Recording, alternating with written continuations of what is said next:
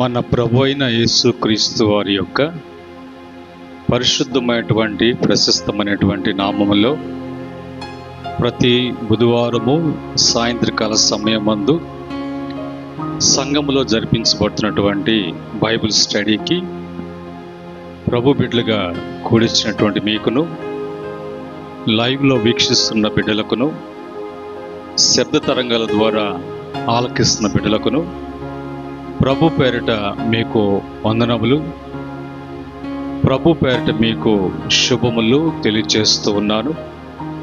ప్రియమైన దేవుని బిడ్డలారా, ఈ దినాన మనము పరిశుద్ధ గ్రంథంలో నుంచి దేవుని యొక్క మాటలు మనము ధ్యానం చేద్దాం.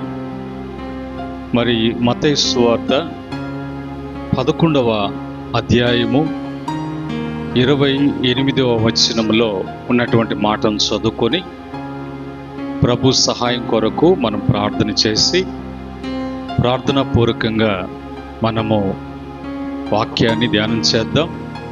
తద్వారా దేవుడు ఆత్మీయ మేలు పొందుకున్నట్లుగా ప్రతి బిడ్డ ఈ వాక్యం ద్వారా ఆస్వాదించబడినట్లుగా ఈ సమయంలో దేవుని వాక్యాన్ని నేను చదువుతున్నాను. మత్తయి సువార్త 11వ అధ్యాయము 28వ వచనంలో ఉన్నటువంటి మాట ఈ విధంగా వ్రాయబడ్డాయి. ప్రయాసపడి భారం మోసుకొనుచున్న సమస్త జనులారా, నా యొద్దకు రండి, నేను మీకు విశ్రాంతి కలుగుచేతును. ప్రార్థన. మా ప్రేమగల ప్రియ తండ్రి, ఈ సమయంలో మీ వాక్యాన్ని మేము చదివాం. అందులో ఉన్నటువంటి విషయాలను మీరు వివరించి సంఘానికి బోధించండి. శబ్ద తరంగాల ద్వారా వింటున్న బిడ్డలతో మాట్లాడండి. లైవ్లో వీక్షిస్తున్న బిడ్డలతో మీరు మాట్లాడండి. ఈ గడియ మీ గడియ, మీ స్వాధీనంలో సమస్తం కూడా ఉంచుకొని సమస్తము కూడా ప్రభా మరి మీకు మహిమ కలగాలి, మీకు ఘనత రావాలి, అనేక మంది బిడ్డలు రక్షించబడాలి. కార్యం జరిగించుమని యేసుక్రీస్తు నామములో అడిగి వేడుకుంటున్నాము తండ్రి, ఆమేన్. ప్రియమైన దేవుని బిడ్డలారా, ఈ సమయంలో మరి చదువుకున్నటువంటి వాక్యములో యేసు ప్రభువు వారు స్వయంగా ఆయన మాట్లాడుతున్నట్లుగా ఆయన మరి కొండ మీద ప్రసంగం చేస్తున్నప్పుడు అనేక విషయాలు యేసు ప్రభువు వారు తెలియచేశారు. అనేక మాటలను, పరలోక రాజ్యంలో ఉన్న విషయాలను, ఒక మనిషి వారి జీవితాలు ఏ విధంగా ఉన్నాయి, ఏ విధంగా ఉండాలి, దేవుడు యొక్క ప్రేమ ఏమిటి, దేవునికి మనుషుల పట్ల ఉన్నటువంటి మరి ఆలోచన ఏంటి, ఇవన్నీ కూడా ఆయన ప్రియకుమారుడిగా ఈ లోకానికి వచ్చి అనేక విషయాలు బయలుపరిచారు. అయితే ఆ చెప్తున్నటువంటి మాటలలో ఒక మాట యేసు ప్రభువారు అంటారు, ప్రయాసపడి భారం మోసుకుంటున్న సమస్త జనులారా, నా యొద్దకు రండి, నేను మీకు విశ్రాంతిని కలుగు చేస్తాను అని ప్రభు అంటారు. ఇది ఒక ప్రాంతానికి, ఒక ప్రదేశానికి, ఒక కుటుంబానికి, ప్రత్యేకంగా ఒక మనిషికి చెప్పినట్లు కాదు, కానీ సమస్త జనులారా అని అంటాడు. భూప్రపంచంలో ఉన్నటువంటి ప్రతి ఒక్క మనిషికి ప్రభు ఆయన తెలియచేస్తున్నటువంటి, పిలుపునిస్తున్నటువంటి మాటలు. ఈరోజు మనం చూస్తున్నప్పుడు మరి అనేక మంది జీవితాలలో జీవితమే భారముగా మారిపోతూ ఉన్నది. బైబిల్లో ఈ యొక్క భారము అనేటువంటి మాట, భారము అని కలిగినటువంటి సందర్భాలు 77 సందర్భాలలో భారం గురించి రాయబడి ఉంది. అందులో ముఖ్యంగా మనం చూసినప్పుడు మనిషికి ఉన్నటువంటి కరువు అనేది ఒక భారముగా, తర్వాత పనులు అనేది భారముగా, పాపపు భారము అన్నట్టుగా, ఆ తర్వాత మోయిస్తున్నటువంటి బాధ్యతగా మోస్తున్నటువంటి భారము, అలాగా మరి వ్యాపార భారము, అలాగా రోగ భారము, అలాగనే మరి ప్రయాస భారము, నిద్ర భారము, అలాగనే మరి చెప్పుకుంటూ వెళ్తున్నప్పుడు మనిషి జీవితాలలో ఇవన్నీ కూడా భారమైపోయాయి. మరి కుటుంబ పరంగా ఎత్తుకున్నప్పుడు కుటుంబం భారమైపోతుంది. కుటుంబంలో తగినటువంటి జరుగుబాటు లేనప్పుడు, తగినటువంటి సౌకర్యాలు లేనప్పుడు ఆ కుటుంబము ముందుకు సాగటానికి అది తల్లిదండ్రులకు ఎంతో భారంగా ఉంటుంది. కానీ ఏ భారమైనా, అది ఎలాంటి భారమైనా, నీవు లోకములో ఉండి నీ కాళ్ళ మీద నువ్వు నిలబడి నేను చేయగలను, నేను చేసుకుంటాను అన్నట్టుగా ఆ ప్రయాసాలు విడిచిపెట్టి నీవు దేవుని యొద్దకు వచ్చి దేవునిలో నిలిచి నువ్వు పడేటువంటి చేసేటువంటి ప్రతి ప్రయాసంలో కూడా భారము దేవుడిదై ఉంటుంది. ఆయన సమస్త బాధ్యతలు ఆయన తీసుకొని నీ భారాన్ని వహించేటువంటి దేవుడిగా ఉన్నాడు. అందుకని యేసు ప్రభువు వారు ఒక మాట అంటారు, నాకు వేరుగా ఉండి మీరు ఏమీ కూడా చేయలేరు. క్రీస్తు యేసునందు నీ ప్రయాసము ఎప్పుడు కూడా వ్యర్థము కాదు. యేసుక్రీస్తు లేకుండా, యేసుక్రీస్తు నందు కాకుండా నీ సొంతగా అన్నట్టుగా నువ్వు ప్రయాసపడితే అది నీకు భారముగా మారుతుంది. నీ ప్రయాసం కాబట్టి అది నీకు భారం. కనుక ఈరోజు అలాంటి భారాల్ని తీసివేస్తాను. నా యొద్దకు వస్తే ఈ ప్రయాసము అనేది నీకు భారంగా మార్చబడి, ఆ భారం వలన విశ్రాంతి లేకుండా, నెమ్మది లేకుండా, సంతోషం అనేది లేకుండా, సుఖము అనేది లేకుండా నువ్వు ఇబ్బంది పడుతున్నావా? అలాంటి ఇబ్బందుల్లో నీవు కొట్టుమిట్లాడుతున్నావా? అయితే ఈరోజు ప్రభు నీతో మాట్లాడుతున్నాడు. ప్రయాసపడి భారం మోసుకున్నాడు సమస్త జనులారా, నా యొద్దకు రండి, ఆ భారంనంతా తీసివేసి మీ విషయంలో నేను బాధ్యత తీసుకొని నేను భరిస్తాను, మీకు విశ్రాంతి కలుగు చేస్తాను.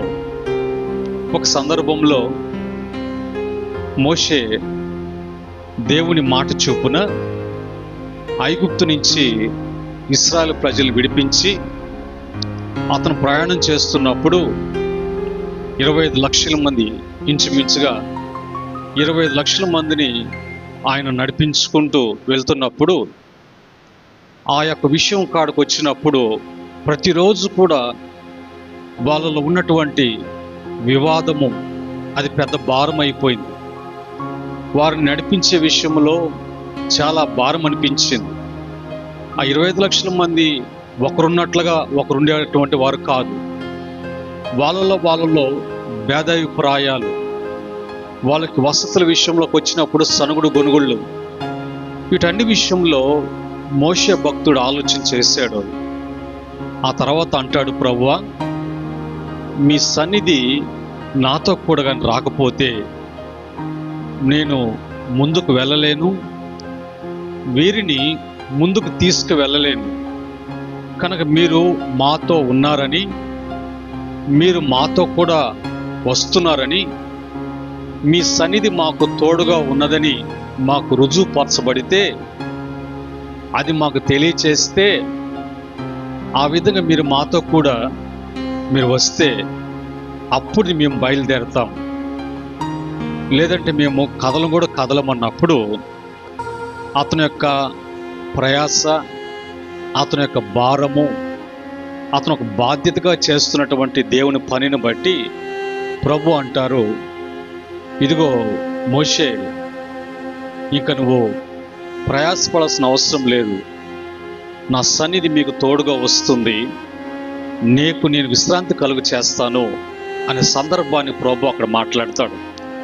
ఈరోజు ఉన్నటువంటి ఒక్కొక్కరికి ఒక్కొక్క భారం, ఆ భారాల్లో కొట్టుమిట్లాడుతూ అందులో ఉండలేక, అందులో నుంచి రాలేక, అందులోంచి తొలగిపోక, అందులోంచి విడుదల కాక, అందులో తప్పించుకోలేక మనిషి దినదినము కుమిలిపోవటము, కృంగిపోవటము, కృషించిపోవటము, ఆందోళనతో కూడినటువంటి నెమ్మదినటువంటి జీవిస్తున్నటువంటి జీవితాలు ఉన్నాయి. ఈ భారం తొలగించాలి, తొలగిపోవాలి, నా జీవితంలో నా మార్గం సరళం కావాలి, నేను విశ్రాంతి కలిగినటువంటి, నెమ్మది కలిగినటువంటి జీవితాన్ని జీవించాలి అని నువ్వు ఆశించినట్లయితే దానికి దేవుని వాక్యము ఈ విధంగా మాట్లాడుతుంది. ఈరోజు నీ ప్రయాసము, నీ భారం అంతా కూడా ఆయన తొలగించాలంటే నీవు యేసు ప్రభు దగ్గరికి రావాలి. నీ సమస్య ఏంటో అదేదైనప్పటికీ కూడా అది ఆయన చేతిలో పెట్టి ఆయనకు అప్పగించుకొని ఆయన ఎదుట మౌనంగా విధేయులై నిరీక్షిస్తూ వేచి ఉండి ఆయన కార్యం ప్రారంభించేంత వరకు నీవు ఆ వినయము, ఆ దీనత్వము, తగ్గింపుతో ఉన్నప్పుడు దేవుడు తన వాక్కు ద్వారా నీతో మాట్లాడేటువంటి మాట ఇదనేంటి, ఆయన మన పట్ల ఉన్నటువంటి బాధ్యత, ఎలాంటి బాధ్యత కలిగినటువంటి వారు ఉన్నారు అనే విషయానికి మనం వచ్చినప్పుడు అందులో బైబిల్ మనకేం చెప్తుంది, బైబిల్ ద్వారా మనకు వాక్యం ద్వారా ప్రభు ఏమని మాట్లాడుతున్నాడు అనేది మనం చూసినప్పుడు యెషయా గ్రంథము 9వ అధ్యాయము 6వ వచనంలో, యెషయా గ్రంథము 9వ అధ్యాయం 6వ వచనంలో అక్కడ అంటాడు, ఎలయనగా మనకు శిశువు పుట్టెను, మనకు కుమారుడు అనుగ్రహించబడెను, అతని భుజము మీద రాజ్యభారముండును, ఆయన ఆశ్చర్యకరుడు, ఆలోచనకర్త, నిత్యుడగు తండ్రి, బలవంతుడైనటువంటి ప్రభు, సమాధానకర్తయగు దేవుడై ఉన్నాడు అన్న మాటకు రాయబడు. కనుక ఈ భారాలన్నింటిని తొలగించడానికి, విడిపించడానికి పరలోకంలో ఉన్నటువంటి దేవుడు తన ప్రియకుమారుడైనటువంటి యేసు క్రీస్తుని ఈ లోకములోకి పంపించినట్లుగా, ఆ పంపించబడినటువంటి శిశువు కన్యక గర్భాన పుడతాడని, ఈ లోకానికి ఆయన మరి ఏ విధంగా వస్తున్నాడు, ఈ లోకానికి వచ్చి ఆమె ఏం చేయబోతున్నాడు అంటే, మొదటిగా ఏ బంధకాలలో, ఏ బాధలలో, ఏ భారాల్లో ఉన్నారో అవన్నీ తొలగించి రక్షించటానికి, నీ జీవితంలో ఆయన ఆశ్చర్యకరుడుగా, నీ జీవితంలో ఆయన అద్భుతాలు చేసేటువంటి వాడుగా, నీకు ఆలోచన చెప్పి నడిపించేటువంటి వాడుగా, నేను బలపరిచేటువంటి బలవంతుడుగా, నీ జీవితంలో ప్రతి పోరాటాన్ని నుంచి తొలగించబడి సమాధానము అనేది నీకు ఇవ్వటానికి, వీటన్నిటి కూడా ఆయన అధిపతి అయినటువంటి వాడుగా ఈ లోకానికి వస్తారని యెషయా ప్రవక్త 3000 సంవత్సరాల క్రితమే ఆయన ప్రవచించినటువంటి వాక్కు, అది నెరవేర్చబడటానికి యేసుక్రీస్తు వారు సర్వ మానవాళి యొక్క రక్షణ, పాప క్షమాపణ, విమోచన, ప్రతి పాప భారము తొలగించడానికి శిశువుగా ఆయన ఈ లోకంలో జన్మించాడు. కనుక ఈ డిసెంబర్ నెల పండగ దినాలుగా, యేసుక్రీస్తు యొక్క పుట్టుక దిన వేడుకలుగా నవంబర్ చివరి వారం నుంచి మరియు జనవరి మొదటి వారం వరకు ఆ వేడుకలు జరిపించుకుని ఉంటారు. ప్రపంచమంతా కూడా గొప్పగా ఆయన యొక్క పుట్టుక దినాన్ని, ఆయన వచ్చిన తర్వాత మానవునికి కలిగినటువంటి ఆ రక్షణ ఏమిటి, విమోచన ఏంటి, తొలగించబడినటువంటి భారం ఏంటి, మానవుడి జీవితంలో ఆయన అనుగ్రహించినటువంటి ఆ విశ్రాంతి ఏంటి, అన్నీ కూడా తలపోసుకుంటూ ప్రభువుని మహింపరుస్తూ ఉంటారు. ఈరోజు ప్రభు ఆయన తన బిడ్డలతో కూడా చెప్పేటువంటి మాట కూడా అది. రెండోదిగా మనం చూసినప్పుడు బైబిల్లో నుంచి మరి మనం చదువుకున్నట్లుగా మత్తయి సువార్త 11వ అధ్యాయం 28 నుంచి 30 వరకు చూసినప్పుడు అక్కడ ప్రభు అంటాడు, ప్రయాసపడి భారం మోసుకుంటున్న సమస్త జనులారా నా యొద్దకు రండి, నేను విశ్రాంతి కలుగు చేస్తాను అని అంటాడు. నేను సాత్వికుడను, దీన మనసు కలిగినటువంటి వాడును కనుక మీ మీద నా కాడి ఎత్తుకొని నా యొద్ద నేర్చుకునడి, అప్పుడు మీ ప్రాణములకు మరి విశ్రాంతి దొరుకును అని ప్రభు అంటున్నాడు. ఇవన్నీ కూడా స్వయాన దేవుడు తన బిడ్డలతో మాట్లాడుతున్నటువంటి మాటలు. స్వయాన ఆయనే మాట్లాడుతున్నాడు, ఎవరో ద్వారా మాట్లాడించడం కాదు, కానీ ప్రభువే నీతో మాట్లాడుతున్నట్లుగా ఈ మాటలు రాయబడ్డాయి.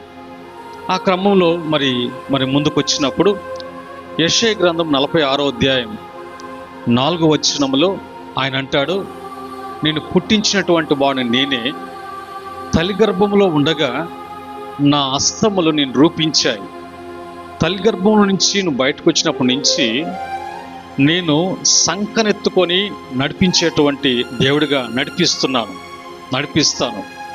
ముదిమి వచ్చు వరకు నిన్ను సంకనెత్తుకొని నిన్ను భరించేటువంటి వాడిని నేను, ఎందుకంటే నేను కలుగు చేసినటువంటి వాడు నేనే కదా అని ప్రభు చెప్తున్నప్పుడు, తల్లి గర్భంలో రూపించబడటము, తల్లి గర్భంలో ఉండగానే సృష్టికర్తని దేవుడు ఎవరో నీకు అవగాహన కావటానికి, నీవు ఈ లోకంలోకి నువ్వు ప్రభు ప్రవేశపెట్టినప్పుడు నీ సృష్టికర్త అయినటువంటి దేవుని స్మరణకు తెచ్చుకోవటానికి, అదేవిధంగా అక్కడి నుంచి ఆయన తన సంకలెత్తుకొని నీ భారాన్ని, నీ బాధ్యతను అన్నిటిని కూడా ఆయన భరిస్తూ, ఎప్పటి వరకు భరిస్తున్నావు ప్రభువా?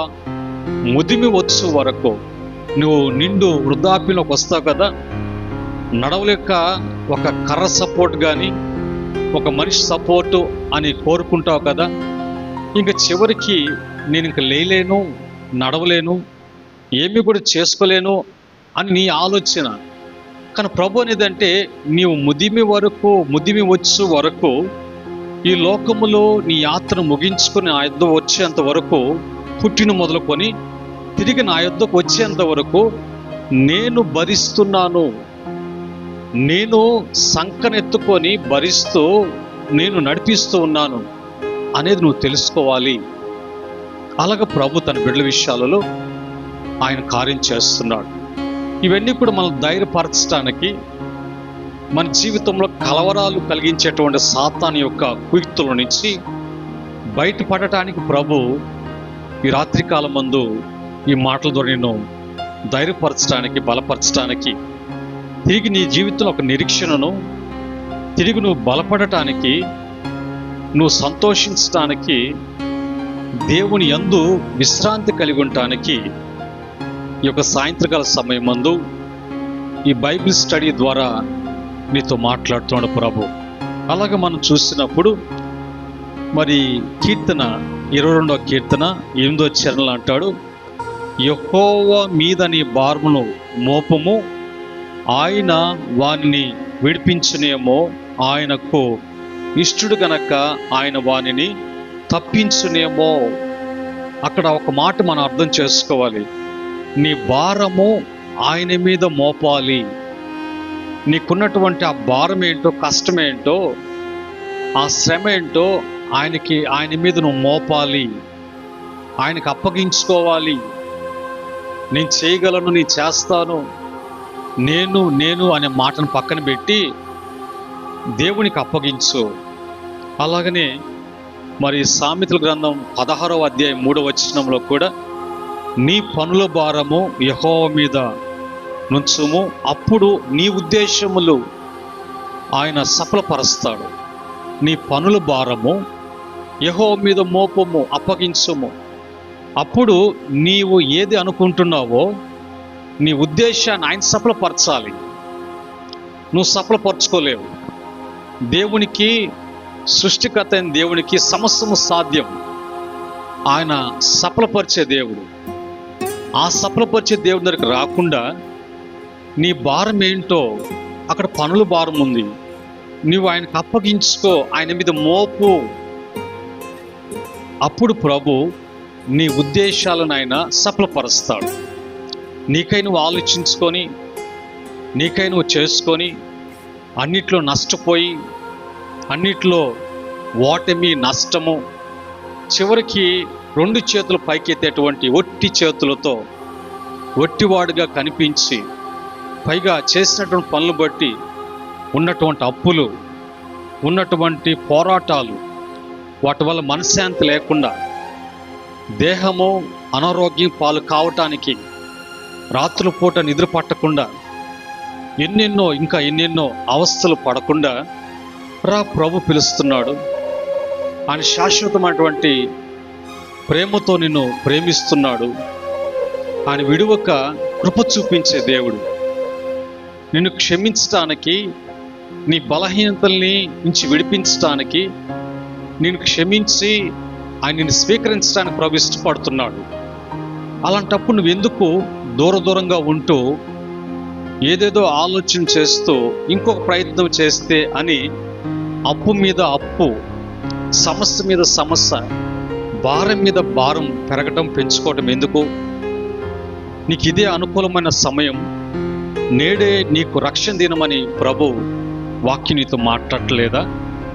నువ్వు ఎక్కడ ఉన్నా, ఎలాంటి పరిస్థితుల్లో ఉన్నా, ఈరోజు ఈ మాటలు నీకు ప్రభు నేను ధైర్యపరచడానికి, నేను బలపరచడానికి, తిరిగి క్రీస్తు యేసులో నువ్వు ఒక నూతన పరచబడటానికి, ఒక నూతనత్వము, ఆయన నూతన హృదయాన్ని, నూతన మనసునిచ్చి నీ జీవితాన్ని ఆయన ఒక ప్రత్యేకమైనటువంటి స్థితికి మార్చడానికి ప్రభు ఇష్టపడుతున్నాడు.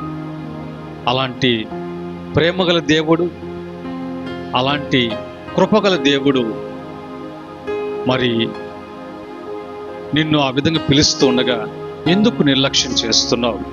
అలాగనే మరి బైబిల్లో ఇంకా ముందుకు వెళ్ళినప్పుడు బైబిల్లో ఒక మాట చెప్పబడింది. ఏంటి అంటే, సామెతల గ్రంథము 3వ అధ్యాయం 5-6 వచనాలలో, నీ స్వబుద్ధిని ఆధారము చేసుకునక నీ సొంత బుద్ధితో, మనిషి యొక్క బుద్ధి మంచి బుద్ధి కాదు, దుర్బుద్ధి.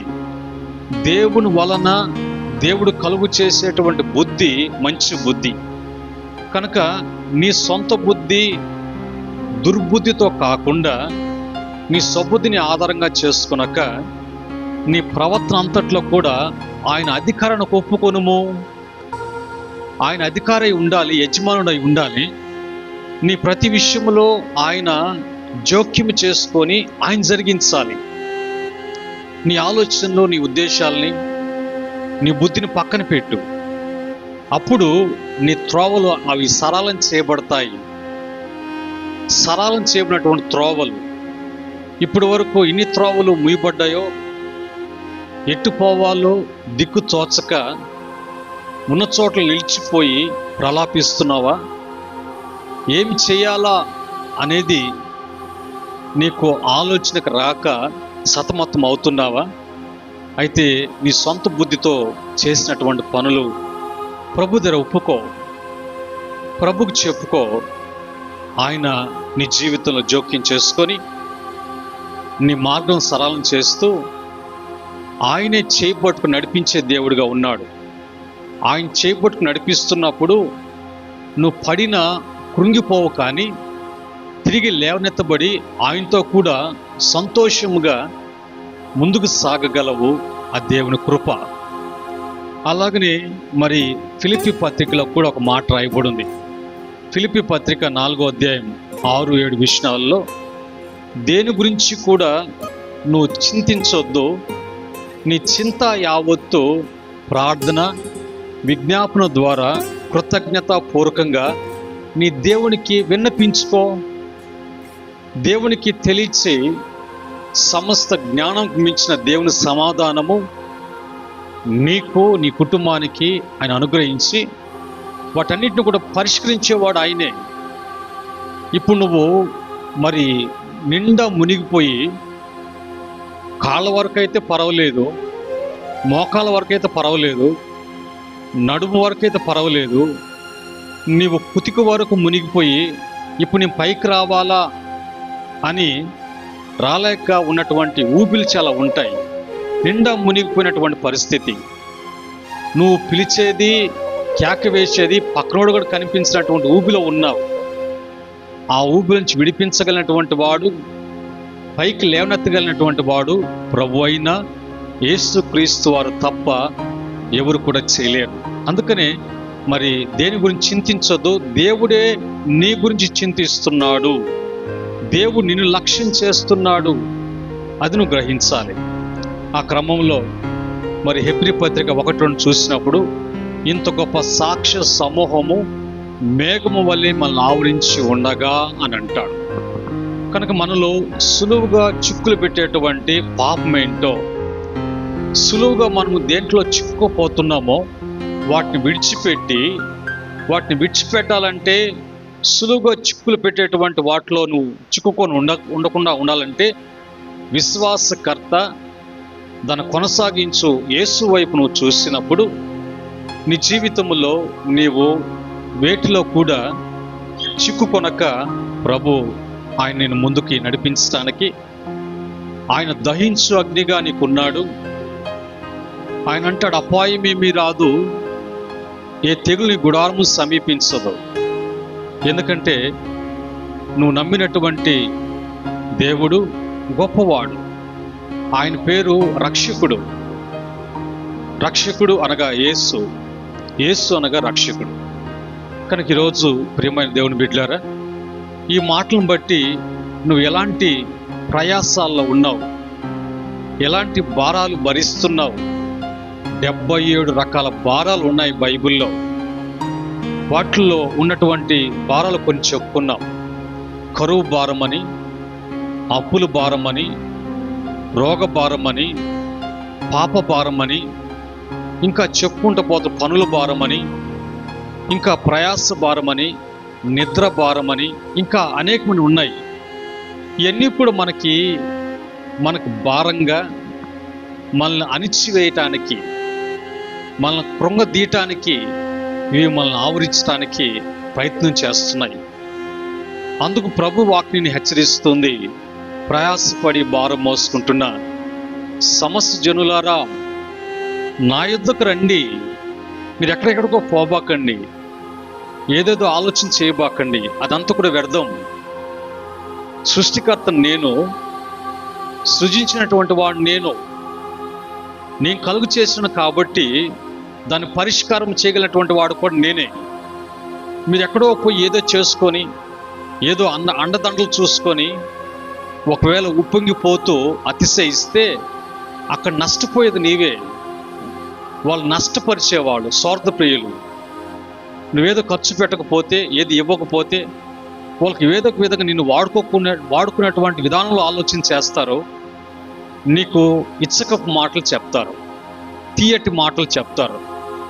దానికి ఆ తీయటి మాటల్లో నిన్ను సమస్తము కూడా నీ దగ్గర రాబట్టడానికి, నిన్ను వశం చేసుకోవటానికి చెప్పేటువంటి మాటలు. అలాంటి వారి కాడికి వెళ్ళొద్దు. మనుషులు కల్పించే కొన్ని ఆచారాలు ఉన్నాయి. ఆచారాలన్నీ కూడా కర్ణపిశాచ ఆచారాలు, అవిశ్వాసంతో కూడినటువంటి భయం ఇంకా పుట్టించి అధైర్యపరిచేటువంటి ఆచారాలు. అది చేయకపోతే ఏమోనైపోద్దేమో, ఇది చేసిన దాని వల్ల ఇట్లా జరిగిందేమో, నేనట్ట అట్ట ఇట్ట అని ఆచారాలను భయపెడుతూ ఉంటాయి. కానీ నేను భయపెట్టే దేవుడు కాదు. నీవు ఉన్నటువంటి స్థితిని గుర్తెరిగి నీవు ఉన్నటువంటి సమస్య ఏందో చూడగలిగినటువంటి దేవుడు. అందులో ఉన్నప్పుడు చూస్తూ గమ్మునే దేవుడు కాదు. అదేదైనా కూడా దాన్ని గద్దించి, దాన్ని దూరపరిచి, ఆయన చేయి పట్టుకుని పైకి లేపి తన బిడ్డలుగా తనను హత్తుకొని మిమ్మల్ని ఆదరించే దేవుడు ఆయన. అలాంటి కృపగల దేవుడిని పిలుస్తూ ఉండగా ఆ ప్రేమలటువంటి ప్రేమస్వరూపి నేను ఆహ్వానిస్తూ ఉండగా, ఈరోజు నువ్వు ప్రభు వైపు తిరగతావా? ప్రభు యొద్దకు వస్తావా? అయితే నీ సమస్యలన్నీ కూడా ప్రభు తీసివేస్తాడు.